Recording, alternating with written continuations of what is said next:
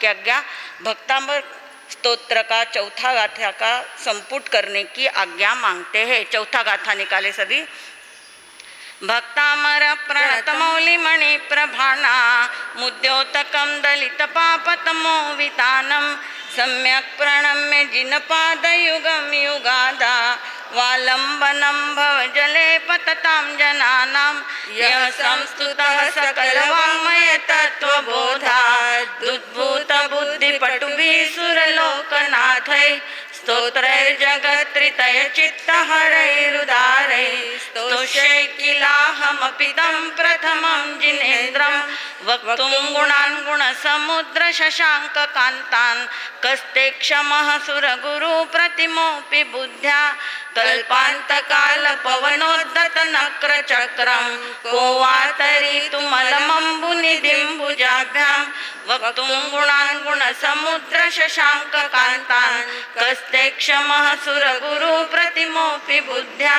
कल्पान्तकालपवनोद्धतनक्रचक्रं को वा तरीतुमलमम्बुनिधिं भुजाभ्यां भक्तामर प्रणतमौलिमणिप्रभानां मुद्योतकं दलितपापतमो वितानं सम्यक् प्रणम्य जिनपादयुगं युगादा वालम्बनं भवजले पततां जनानां वक्तुं गुणान् गुणसमुद्रशशाङ्ककान्तान् कस्ते क्षमः सुरगुरुप्रतिमोऽपि बुद्ध्या कल्पान्तकालपवनोद्धतनक्रचक्रं को वा तरीतुमलमम्बुनिधिं भुजाभ्यां वक्तुं गुणान् गुणसमुद्रशशाङ्ककान्तान् कस्ते क्षमः सुरगुरुप्रतिमोऽपि बुद्ध्या कल्पान्तकालपवनोद्धतनक्रचक्रं को वा तरीतुमलमम्बुनिधिं भुजाभ्यां यः संस्तुतः सकलवाङ्मय तत्त्वबोधात् उद्भूत बुद्धिपटुभिः सुरलोकनाथैः स्तोत्रैर्जगत्त्रितय चित्तहरैरुदारैः स्तोष्ये किलाहमपि तं प्रथमं जिनेन्द्रं वक्तुं गुणान् गुणसमुद्रशशाङ्ककान्तान् कस्ते क्षमः सुरगुरुप्रतिमोऽपि बुद्ध्या कल्पान्तकालपवनोद्धतनक्रचक्रं को वा तरीतुमलमम्बुनिधिं भुजाभ्यां वक्तुं गुणान् गुणसमुद्रशशाङ्ककान्तान् कस्ते क्षमः सुरगुरुप्रतिमोऽपि बुद्ध्या कल्पान्तकालपवनोद्धतनक्रचक्रं को वा तरीतुमलमम्बुनिधिं भुजाभ्यां बुद्ध्या विनापि विबुधार्चितपादपीठ स्तोतुं समुद्यतमतिर्विगतत्रपोऽहं बालं विहाय जलसंस्थितमिन्दुबिम्बं मन्यः क इच्छति जनः सहसा ग्रहीतुं वक्तुं गुणान् गुणसमुद्रशशाङ्ककान्तान् कस्ते क्षमः सुरगुरुप्रतिमोऽपि बुद्ध्या कल्पान्तकालपवनोद्धतनक्रचक्रं को वा तरीतुमलमम्बुनिधिं भुजाभ्यां वक्तुं गुणान् गुणसमुद्रशशाङ्ककान्तान् कस्ते क्षमः सुरगुरुप्रतिमोऽपि बुद्ध्या कल्पान्तकालपवनोद्धतनक्रचक्रं को वा तरीतुमलमम्बुनिधिं भुजाभ्यां वक्तुं गुणान् गुणसमुद्रशशाङ्ककान्तान् कस्ते क्षमः सुरगुरुप्रतिमोऽपि बुद्ध्या कल्पान्तकालपवनोद्धतनक्रचक्रं को वा तरीतुमलमम्बुनिधिं भुजाभ्यां वक्तुं गुणान् गुणसमुद्रशशाङ्ककान्तान् कस्ते क्षमः सुरगुरुप्रतिमोऽपि बुद्ध्या कल्पान्तकालपवनोद्धतनक्रचक्रं को वा तरीतुमलमम्बुनिधिं भुजाभ्यां वक्तुं गुणान् गुणसमुद्रशशाङ्ककान्तान् कस्ते क्षमः सुरगुरुप्रतिमोऽपि बुद्ध्या कल्पान्तकालपवनोद्धतनक्रचक्रं को वा तरीतुमलमम्बुनिधिं भुजाभ्यां सोऽहं तथापि तव भक्तिवशान्मुनीश कर्तुं स्तवं विगतशक्तिरपि प्रवृत्तः प्रीत्यात्मवीर्यमविचार्य मृगो मृगेन्द्रं नाभ्येति किं निजशिशो परिपालनार्थं वक्तुं गुणान् गुणसमुद्रशशाङ्ककान्तान् कस्ते क्षमः सुरगुरुप्रतिमोऽपि बुद्ध्या कल्पान्तकालपवनोद्धतनक्रचक्रं को वा तरितुमलमम्बुनिधिम्बुजाभ्यां वक्तुं गुणान् गुणसमुद्रशशाङ्ककान्तान् कस्ते क्षमः सुरगुरुप्रतिमोऽपि बुद्ध्या कल्पान्तकालपवनोद्धतनक्रचक्रं को वा तरितुमलमम्बुनिधिम्बुजाभ्याम् अल्पश्रुतं श्रुतवतां परिहासधाम त्वद्भक्तिरेव मुखरीकुरुते बलान् मां यत्कोकिलः किल मधौ मधुरं विरोति तच्चाम्रचारुकलिकानिकरैकहेतुः वक्तुं गुणान् गुणसमुद्रशशाङ्ककान्तान् कस्ते क्षमः सुरगुरुप्रतिमोऽपि बुद्ध्या कल्पान्तकालपवनोद्धतनक्रचक्रं को वा तरितुमलमम्बुनिधिम्बुजाभ्यां वक्तुं गुणान् गुणसमुद्रशशाङ्ककान्तान् कस्ते क्षमः सुरगुरुप्रतिमोऽपि बुद्ध्या कल्पान्तकालपवनोद्धतनक्रचक्रं को वा तरितुमलमम्बुनिधिम्बुजाभ्यां त्वत्संस्तवेन भवसन्ततिसन्निबद्धं पापं क्षणाच्चयमुपैति शरीरभाजाम् आक्रान्तलोकमलिनीलमशेषमांशु सूर्यांशुभिन्नमिव शार्वरमन्धकारम् वक्तुं गुणान् गुणसमुद्रशशाङ्ककान्तान् कस्ते क्षमः सुरगुरुप्रतिमोऽपि बुद्ध्या कल्पान्तकालपवनोद्धतनक्रचक्रं को वा तरितुमलमम्बुनिधिम्बुजाभ्यां वक्तुं गुणान् गुणसमुद्रशशाङ्ककान्तान् कस्ते क्षमः सुरगुरुप्रतिमोऽपि बुद्ध्या कल्पान्तकालपवनोद्धतनक्रचक्रं को वा तरितुमलमम्बुनिधिम्बुजाभ्यां मत्वेति नाथ तव संस्तवनं मयेदमारभ्यते तनुधियापि तव प्रभावात् चेतो हरिष्यति सतां नलिनीदलेषु मुक्ताफलद्युतिमुपैति ननुदबिन्दुः वक्तुं गुणान् गुणसमुद्रशशाङ्ककान्तान् कस्ते क्षमः सुरगुरुप्रतिमोऽपि बुद्ध्या कल्पान्तकालपवनोद्धतनक्रचक्रं को वा तरितुमलमम्बुनिधिम्बुजाभ्यां वक्तुं गुणान् गुणसमुद्रशशाङ्ककान्तान् कस्ते क्षमः सुरगुरुप्रतिमोऽपि बुद्ध्या कल्पान्तकालपवनोद्धतनक्रचक्रं को वा तरितुमलमम्बुनिधिम्बुजाभ्याम् आस्तान्तवस्तवनमस्तसमस्तदोषं त्वत्संकथापि जगतां दुरितानि हन्ति दूरे सहस्रकिरणः कुरुते प्रभैव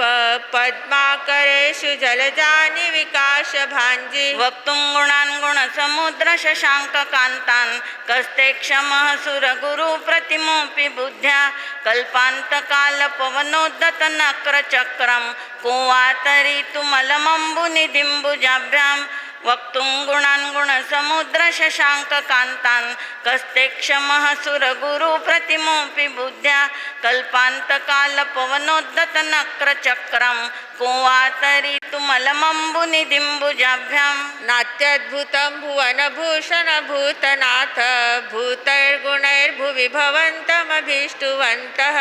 तुल्या भवन्ति भवतो ननु तेन किं वा भूत्याश्रितं यैह नात्मसमं करोति वक्तुं गुणान् गुणसमुद्रशशाङ्ककान्तान् कस्ते क्षमः सुरगुरुप्रतिमोऽपि बुद्ध्या कल्पान्तकालपवनोद्धतनक्रचक्रं को वा तरितुमलमम्बुनिधिम्बुजाभ्यां वक्तुं गुणान् गुणसमुद्रशशाङ्ककान्तान् कस्ते क्षमः सुरगुरुप्रतिमोऽपि बुद्ध्या कल्पान्तकालपवनोद्धतनक्रचक्रं को वा तरितुमलमम्बुनिधिम्बुजाभ्यां दृष्ट्वा भवन्तमनिमेषविलोकनीयं नान्यत्र तोषमुपयाति जनस्य चक्षुः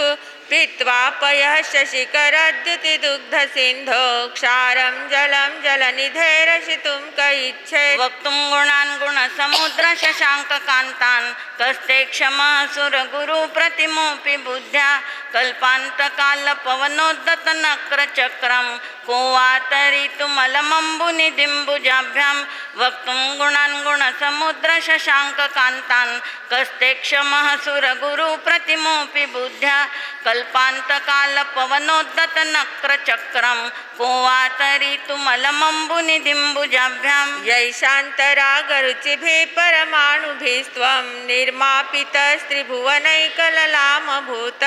तावन्त एव खलु तेऽप्यनवः पृथिव्यां यत्ते समानमपरं न हि रूपमस्ति वक्तुं गुणान् गुणसमुद्रशशाङ्ककान्तान् कस्ते क्षमः सुरगुरुप्रतिमोऽपि बुद्ध्या कल्पान्तकालपवनोद्धतनक्रचक्रं को वा तरितुमलमम्बुनिदिम्बुजाभ्यां वक्तुं गुणान् गुणसमुद्रशशाङ्ककान्तान् कस्ते क्षमः सुरगुरुप्रतिमोऽपि बुद्ध्या कल्पान्तकालपवनोद्धतनक्रचक्रं को वा तरितुमलमम्बुनिदिम्बुजाभ्यां वक्त्रं क्वते सुरनरोरगनेत्रहारी निःशेषनिर्जितजगत्त्रितयोपमानं बिम्बं कलङ्कमलिनं क्व निशाकरस्य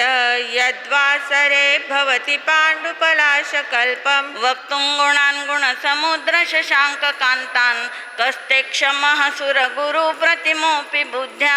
कल्पान्तकालपवनोद्धतनक्रचक्रं को वा तरितुमलमम्बुनिदिम्बुजाभ्यां वक्तुं गुणान् गुणसमुद्रशशाङ्ककान्तान् कस्ते क्षमः सुरगुरुप्रतिमोऽपि बुद्ध्या कल्पान्तकालपवनोद्धतनक्रचक्रं को वा तरितुमलमम्बुनिदिम्बुजाभ्यां सम्पूर्णमण्डलशशाङ्ककलाकलाप शुभ्रा गुणास्त्रिभुवनं तव लङ्घयन्ति ये संश्रितास्त्रिजगदीश्वरनाथमेकं कस्तान्निवारयति सञ्चरतो यथेष्टं वक्तुं गुणान् गुणसमुद्रशशाङ्ककान्तान् कस्ते क्षमः सुरगुरुप्रतिमोऽपि बुद्ध्या कल्पान्तकालपवनोद्धतनक्रचक्रं को वा तरितुमलमम्बुनिदिम्बुजाभ्यां वक्तुं गुणान् गुणसमुद्रशशाङ्ककान्तान् कस्ते क्षमः सुरगुरुप्रतिमोऽपि बुद्ध्या कल्पान्तकालपवनोद्धतनक्रचक्रं को वा तरितुमलमम्बुनिदिम्बुजाभ्यां चित्रं किमत्र यदि ते त्रिदशाङ्गनाभिर्नीतं मनागपि मनो न विकारमार्गं कल्पान्तकालमरुताचलिताचलेन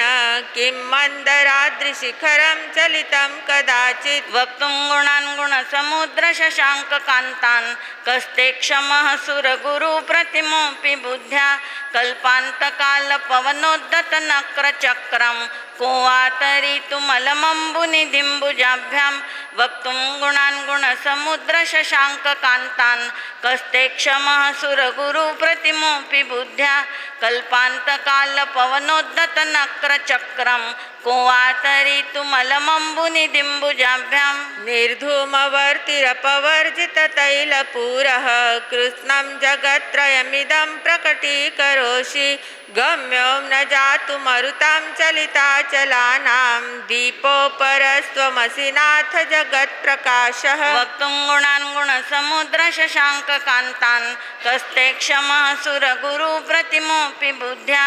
कल्पान्तकालपवनोद्धतनक्रचक्रं को वा तरितुमलमम्बुनिदिम्बुजाभ्यां वक्तुं गुणान् गुणसमुद्रशशाङ्ककान्तान् कस्ते क्षमः सुरगुरुप्रतिमोऽपि बुद्ध्या कल्पान्तकालपवनोद्धतनक्रचक्रं को वा तरितुमलमम्बुनिदिम्बुजाभ्यां नास्तं कदाचिदुपयासि न राहुगम्यः स्पष्टीकरोषि सहसा युगपज्जगन्ति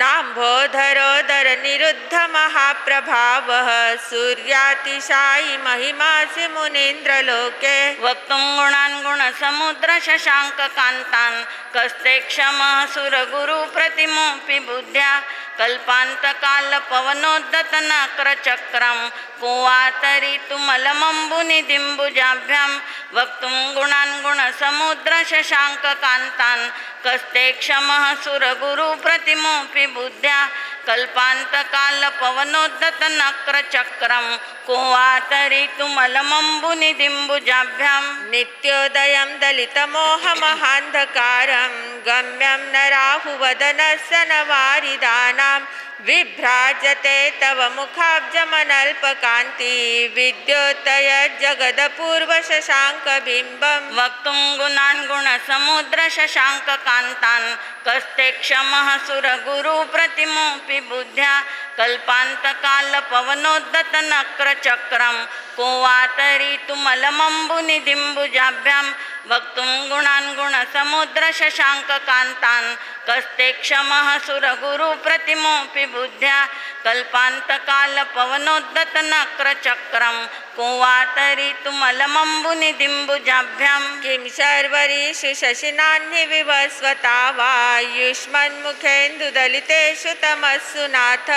निष्पन्नशालिवनशालिनि जीवलोके कार्यं कियज्जलधरैर्जलभारनम्रै वक्तुं गुणान् गुणसमुद्रशशाङ्ककान्तान् कस्ते क्षमः सुरगुरुप्रतिमोऽपि बुद्ध्या कल्पान्तकालपवनोद्धतनक्रचक्रं को वा तरीतुमलमम्बुनिधिम्बुजाभ्यां वक्तुं गुणान् गुणसमुद्रशशाङ्ककान्तान् कस्ते क्षमः सुरगुरुप्रतिमोऽपि बुद्ध्या कल्पान्तकालपवनोद्धतनक्रचक्रं को वा तरीतुमलमम्बुनिधिम्बुजाभ्यां ज्ञानं यथा त्वयि विभाति कृतावकाशं नैवं तथा हरिहरादिषु नायकेषु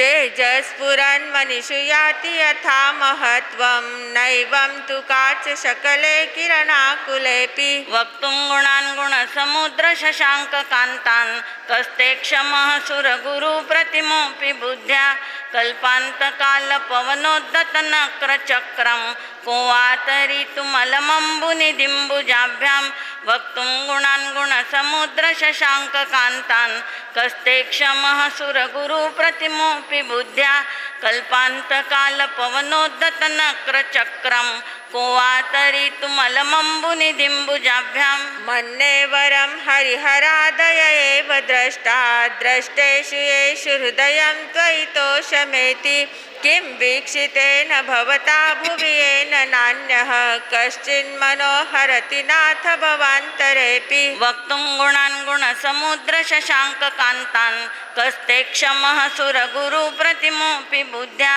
कल्पान्तकालपवनोद्धतनक्रचक्रं को वा तरीतुमलमम्बुनिधिम्बुजाभ्यां वक्तुं गुणान् गुणसमुद्रशशाङ्ककान्तान् कस्ते क्षमः सुरगुरुप्रतिमोऽपि बुद्ध्या कल्पान्तकालपवनोद्धतनक्रचक्रं को वा तरीतुमलमम्बुनिधिम्बुजाभ्यां स्त्रीणां शतानि शतशो जनयन्ति पुत्रान् नान्यासुतं तदुपमं जननी प्रसूता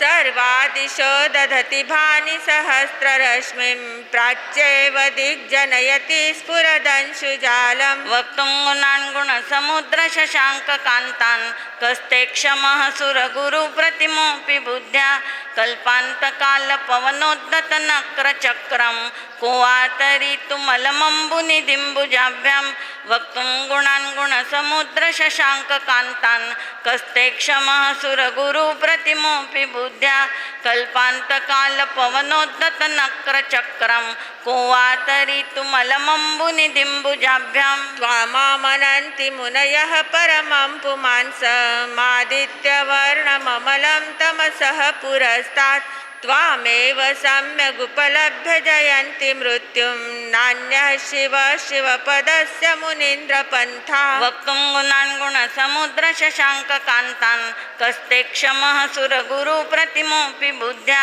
कल्पान्तकालपवनोद्धतनक्रचक्रं को वा तरीतुमलमम्बुनिधिम्बुजाभ्यां वक्तुं गुणान् गुणसमुद्रशशाङ्ककान्तान् कस्ते क्षमः सुरगुरुप्रतिमोऽपि बुद्ध्या कल्पान्तकालपवनोद्धतनक्रचक्रं को वा तरीतुमलमम्बुनिधिम्बुजाभ्यां त्वामव्ययं विभुमचिन्त्यमसङ्ख्यमाद्यं ब्रह्माणमीश्वरमनन्तमनङ्गकेतुं योगीश्वरं विदितयोगमनेकमेकं ज्ञानस्वरूपममलं प्रवदन्ति सन्तः वक्तुं गुणान् गुणसमुद्रशशाङ्ककान्तान् कस्ते क्षमः सुरगुरुप्रतिमोऽपि बुद्ध्या कल्पान्तकालपवनोद्धतनक्रचक्रं को वा तरितुमलमम्बुनिदिम्बुजाभ्यां वक्तुं गुणान् गुणसमुद्रशशाङ्ककान्तान् कस्ते क्षमः सुरगुरुप्रतिमोऽपि बुद्ध्या कल्पान्तकालपवनोद्धतनक्रचक्रं को वा तरितुमलमम्बुनिदिम्बुजाभ्यां बुद्धस्त्वमेव विबुधार्चितबुद्धिबोधात् त्वं शङ्करोऽसि भुवनत्रयशङ्करत्वात् धातासि धीरशिवमार्गविधेर्विधानात् व्यक्तं त्वमेव भगवन् पुरुषोत्तमोऽसि वक्तुं गुणान् गुणसमुद्रशशाङ्ककान्तान् कस्ते क्षमः सुरगुरुप्रतिमोऽपि बुद्ध्या कल्पान्तकालपवनोद्धतनक्रचक्रं को वा तरितुमलमम्बुनिदिम्बुजाभ्यां वक्तुं गुणान् गुणसमुद्रशशाङ्ककान्तान् कस्ते क्षमः सुरगुरुप्रतिमोऽपि बुद्ध्या कल्पान्तकालपवनोद्धतनक्रचक्रं को वा तरितुमलमम्बुनिदिम्बुजाभ्यां तुभ्यं नमस्त्रिभुवनार्तिहराय नाथ तुभ्यं नमः क्षितितलामलभूषणाय तुभ्यं नमस्त्रिजगतः परमेश्वराय तुभ्यं नमो जिनभवोदधिशोषणाय वक्तुं गुणान् गुणसमुद्रशशाङ्ककान्तान् कस्ते क्षमः सुरगुरुप्रतिमोऽपि बुद्ध्या कल्पान्तकालपवनोद्धतनक्रचक्रं को वा तरितुमलमम्बुनिदिम्बुजाभ्यां वक्तुं गुणान् गुणसमुद्रशशाङ्ककान्तान् कस्ते क्षमः सुरगुरुप्रतिमोऽपि बुद्ध्या कल्पान्तकालपवनोद्धतनक्रचक्रं को वा तरितुमलमम्बुनिदिम्बुजाभ्यां को विस्मयोऽत्र यदि नाम गुणैरशेषैस्त्वं संश्रितो निरवकाशतया मुनीश दोषैरुपात्तविविधाश्रयजातगर्वैः स्वप्नान्तरेऽपि न कदाचिदपेक्षितोऽसि वक्तुं गुणान् गुणसमुद्रशशाङ्ककान्तान् कस्ते क्षमः सुरगुरुप्रतिमोऽपि बुद्ध्या कल्पान्तकालपवनोद्धतनक्रचक्रं को वा तरितुमलमम्बुनिदिम्बुजाभ्यां वक्तुं गुणान् गुणसमुद्रशशाङ्ककान्तान् कस्ते क्षमः सुरगुरुप्रतिमोऽपि बुद्ध्या कल्पान्तकालपवनोद्धतनक्रचक्रं को वा तरितुमलमम्बुनिदिम्बुजाभ्याम् उच्चैरशोकतरुसंश्रितमुन्मयूखमा भाति रूपममलं भवतो नितान्तं स्पष्टोल्लसत्किरणमस्ततमोवितानं बिम्बं रवेरिव पयोधर पार्श्ववर्ति वक्तुं गुणान् गुणसमुद्रशशाङ्ककान्तान् कस्ते क्षमः सुरगुरुप्रतिमोऽपि बुद्ध्या कल्पान्तकालपवनोद्धतनक्रचक्रं को वा तरितुमलमम्बुनिदिम्बुजाभ्यां वक्तुं गुणान् गुणसमुद्रशशाङ्ककान्तान् कस्ते क्षमः सुरगुरुप्रतिमोऽपि बुद्ध्या कल्पान्तकालपवनोद्धतनक्रचक्रं को वा तरितुमलमम्बुनिदिम्बुजाभ्यां सिंहासने मणिमयूखशिखा विचित्रे विभ्राजते तव वपुः कनकावदातं बिम्बं वियद्विलसदंशुलतावितानं तुङ्गोदयात्रिशिरशिव सहस्ररश्मे वक्तुं गुणान् गुणसमुद्रशशाङ्ककान्तान् कस्ते क्षमः सुरगुरुप्रतिमोऽपि बुद्ध्या कल्पान्तकालपवनोद्धतनक्रचक्रं को वा तरितुमलमम्बुनिदिम्बुजाभ्यां वक्तुं गुणान् गुणसमुद्रशशाङ्ककान्तान् कस्ते क्षमः सुरगुरुप्रतिमोऽपि बुद्ध्या कल्पान्तकालपवनोद्धतनक्रचक्रं को वा तरितुमलमम्बुनिदिम्बुजाभ्यां कुन्दावदातचलचामरचारुशोभं विभ्राजते तव वपुः कलधौतकान्तम् उद्यच्छशाङ्कशुचिनिर्झरवारिधारमुच्चैस्तटं सुरगिरेरिव शातकौम्भं वक्तुं गुणान् गुणसमुद्रशशाङ्ककान्तान् कस्ते क्षमः सुरगुरुप्रतिमोऽपि बुद्ध्या कल्पान्तकालपवनोद्धतनक्रचक्रं को वा तरितुमलमम्बुनिदिम्बुजाभ्यां वक्तुं गुणान् गुणसमुद्रशशाङ्ककान्तान् कस्ते क्षमः सुरगुरुप्रतिमोऽपि बुद्ध्या कल्पान्तकालपवनोद्धतनक्रचक्रं को वा तरितुमलमम्बुनिदिम्बुजाभ्यां छत्रत्रयं तव विभाति शशाङ्ककान्तान् मुच्चैस्थितं स्थगितभानुकर प्रतापं मुक्ताफलप्रकरजालविवृद्धशोभं प्रख्यापयत्रिजगतः परमेश्वरत्वं वक्तुं गुणान् गुणसमुद्रशशाङ्ककान्तान् कस्ते क्षमः सुरगुरुप्रतिमोऽपि बुद्ध्या कल्पान्तकालपवनोद्धतनक्रचक्रं को वा तरितुमलमम्बुनिधिम्बुजाभ्यां वक्तुं गुणान् गुणसमुद्रशशाङ्ककान्तान् कस्ते क्षमः सुरगुरुप्रतिमोऽपि बुद्ध्या कल्पान्तकालपवनोद्धतनक्रचक्रं को वा तरितुमलमम्बुनिधिम्बुजाभ्यां गम्भीरताररवपूरितदिग्विभागस्त्रैलोक्यलोकशुभसङ्गमभूतिदक्षः सद्धर्मराज जय घोषण घोषकः सन्खेदुन्दुभिर्ध्वनति ते यशसः प्रवादि वक्तुं गुणान् गुणसमुद्रशशाङ्ककान्तान् कस्ते क्षमः सुरगुरुप्रतिमोऽपि बुद्ध्या कल्पान्तकालपवनोद्धतनक्रचक्रं को वा तरितुमलमम्बुनिधिम्बुजाभ्यां वक्तुं गुणान् गुणसमुद्रशशाङ्ककान्तान् कस्ते क्षमः सुरगुरुप्रतिमोऽपि बुद्ध्या कल्पान्तकालपवनोद्धतनक्रचक्रं को वा तरितुमलमम्बुनिधिम्बुजाभ्यां मन्दारसुन्दरनमेरुसुपारिजात सन्तानकाधिकुसुमोत्करवृष्टिरुद्धा गन्धोदबिन्दुशुभमन्दमरुत्प्रपाता दिव्यादिवः पतति ते वचसां ततिर्वा वक्तुं गुणान् गुणसमुद्रशशाङ्ककान्तान् कस्ते क्षमः सुरगुरुप्रतिमोऽपि बुद्ध्या कल्पान्तकालपवनोद्धतनक्रचक्रं को वा तरितुमलमम्बुनिधिम्बुजाभ्यां वक्तुं गुणान् गुणसमुद्रशशाङ्ककान्तान् कस्ते क्षमः सुरगुरुप्रतिमोऽपि बुद्ध्या कल्पान्तकालपवनोद्धतनक्रचक्रं को वा तरितुमलमम्बुनिधिम्बुजाभ्यां शुम्भत्प्रभावलय भूरिविभाविभोस्ते लोकत्रय द्युतिमतां द्युतिमाक्षिपन्ति प्रोद्यद्दिवाकरनिरन्तरभूरिसङ्ख्या दीप्त्या जयत्यपि निशामपि सोमसौम्यां वक्तुं गुणान् गुणसमुद्रशशाङ्ककान्तान् कस्ते क्षमः सुरगुरुप्रतिमोऽपि बुद्ध्या कल्पान्तकालपवनोद्धतनक्रचक्रं को वा तरितुमलमम्बुनिधिम्बुजाभ्यां वक्तुं गुणान् गुणसमुद्रशशाङ्ककान्तान् कस्ते क्षमः सुरगुरुप्रतिमोऽपि बुद्ध्या कल्पान्तकालपवनोद्धतनक्रचक्रं को वा तरितुमलमम्बुनिधिम्बुजाभ्यां स्वर्गापवर्गगममार्गविमार्गणेष्टः सद्धर्मतत्त्वकथनैकपटुस्त्रिलोक्यः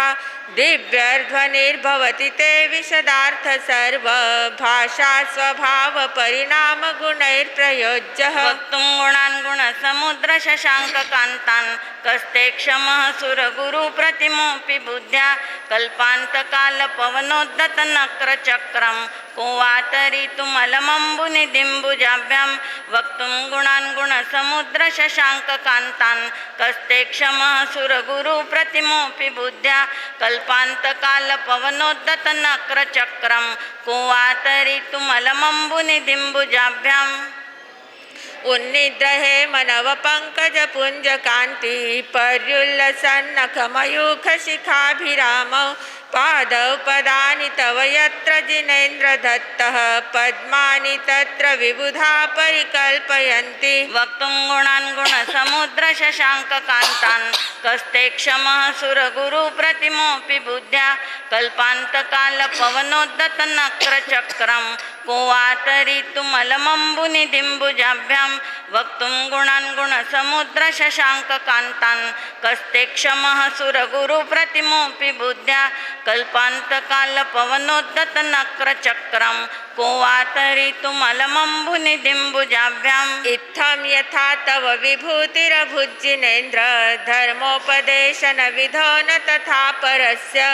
यादृक्प्रभादिन कृतः प्रहतान्धकारात् तादृक्कुतो ग्रहगणस्य विकाशिनोऽपि वक्तुं गुणान् गुणसमुद्रशशाङ्ककान्तान् कस्ते क्षमः सुरगुरुप्रतिमोऽपि बुद्ध्या कल्पान्तकालपवनोद्धतनक्रचक्रं को वा तरितुमलमम्बुनिधिम्बुजाभ्यां वक्तुं गुणान् गुणसमुद्रशशाङ्ककान्तान् कस्ते क्षमः सुरगुरुप्रतिमोऽपि बुद्ध्या कल्पान्तकालपवनोद्धतनक्रचक्रं को वा तरितुमलमम्बुनिधिम्बुजाभ्यां श्योतन्मदाविलविलोलकपोलमूल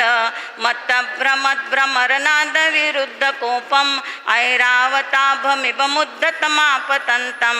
दृष्ट्वा भयं भवति नो भवदाश्रितानां वक्तुं गुणान् गुणसमुद्रशशाङ्ककान्तान् कस्ते क्षमः सुरगुरुप्रतिमोऽपि बुद्ध्या कल्पान्तकालपवनोद्धतनक्रचक्रं को वा तरितुमलमम्बुनिधिम्बुजाभ्यां वक्तुं गुणान् गुणसमुद्रशशाङ्ककान्तान् कस्ते क्षमः सुरगुरुप्रतिमोऽपि बुद्ध्या कल्पान्तकालपवनोद्धतनक्रचक्रं को वा तरितुमलमम्बुनिधिम्बुजाभ्यां भिन्ने बकुम्भगलदुज्ज्वलशोणिताक्त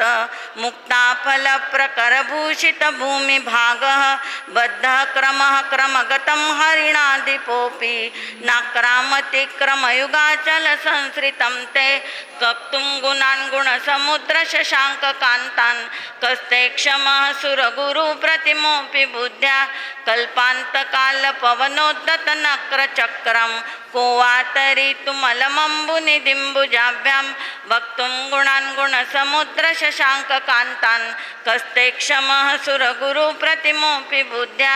कल्पान्तकालपवनोद्धतनक्रचक्रं को वा तरितुमलमम्बुनिधिम्बुजाभ्यां कल्पान्तकालपवनोद्धतवह्निकल्पं दावानलं ज्वलितमुज्ज्वलमुस्फुलिङ्गं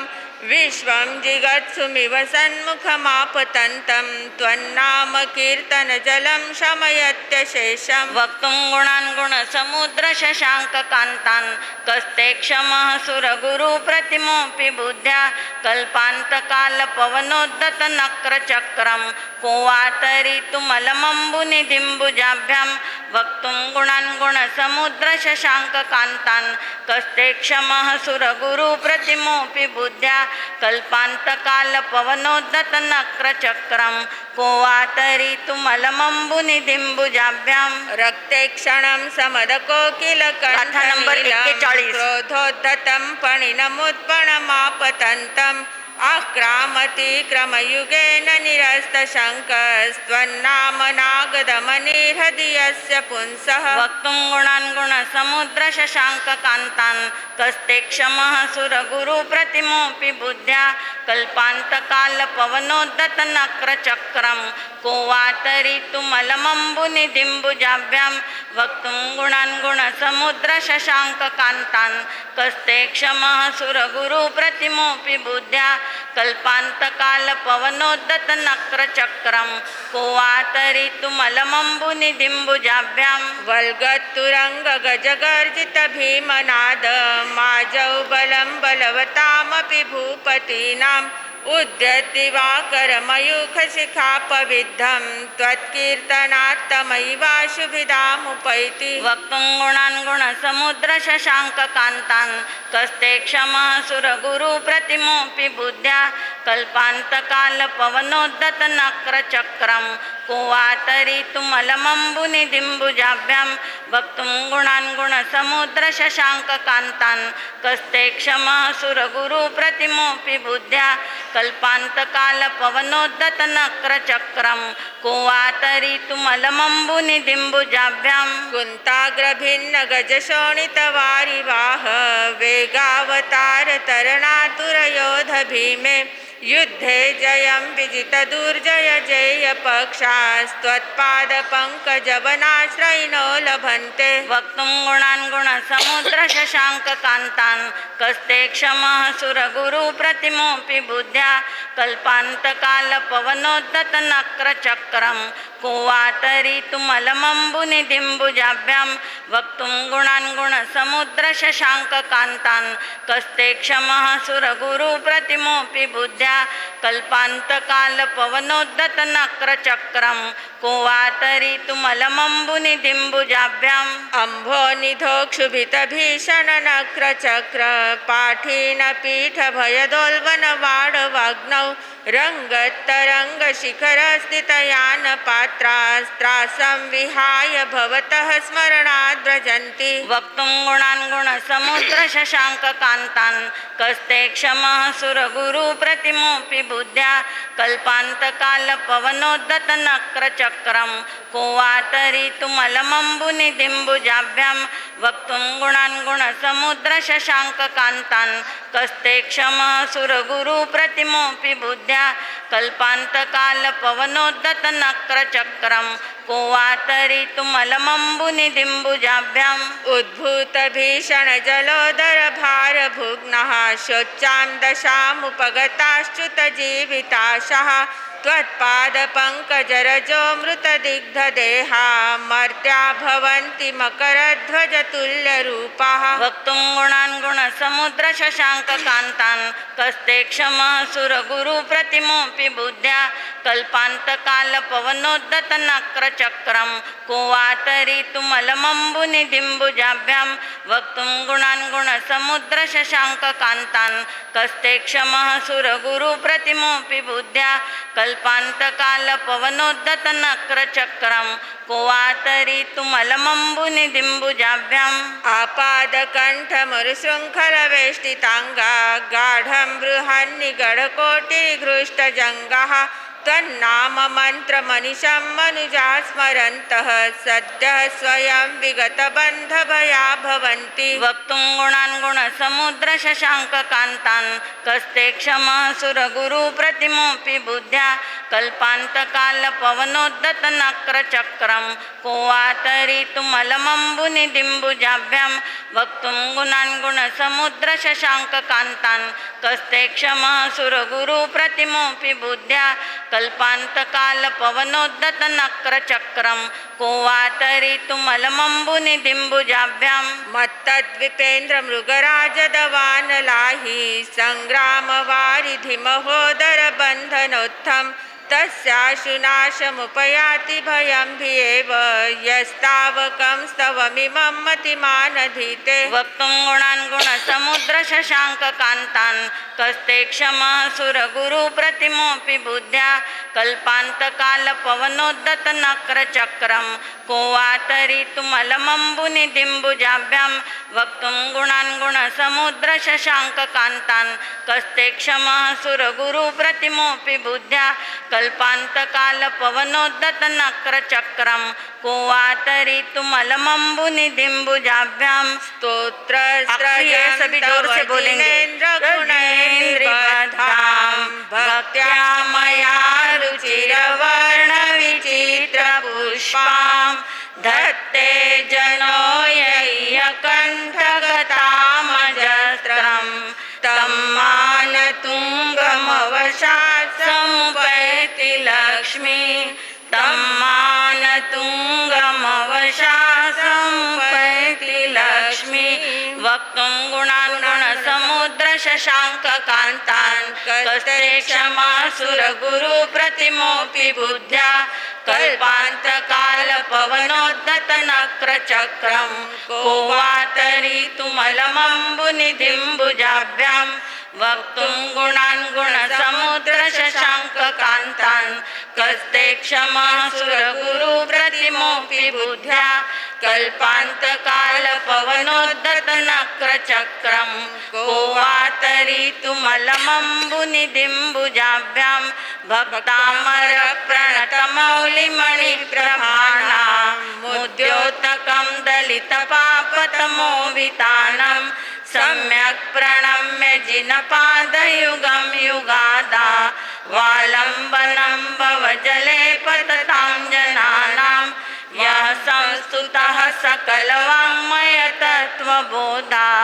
दुद्भूतबुद्धिपटुभिः सुरलोकनाथैः स्तोत्रैर्जगत्त्रितयचित्तहरैरुदारैः स्तोष्यैलाहमपि तं प्रथमं जिनेन्द्रम्। बोले आदिनाथ भगवान की,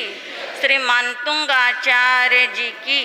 अब मंत्र देखेंगे। ओम ह्रीं श्रीं क्लीं सागर सिद्ध देवताभ्यो नमः स्वाहा। ओम ह्रीं श्रीं क्लीं सागर सिद्धदेवताभ्यो नमः स्वाहा। ओम ह्रीं श्रीं क्लीं सागर सिद्धदेवताभ्यो नमः स्वाहा। ओम ह्रीं अर्हं नमो सव्वो सहि जिनाणं झ्रौं झ्रौं नमः स्वाहा। ओम ह्रीं अर्हं नमो सव्वो हि जिनाणं झ्रौं झ्रौं नमः स्वाहा। ओम ह्रीं अर्हं नमो सव्वो सहि जिनाणं झ्रौं झ्रौं नमः स्वाहा। झ्रौं झ्रौं नमः स्वाहा। बोलिए आदिनाथ भगवान की, श्री मानतुंगाचार्य जी की।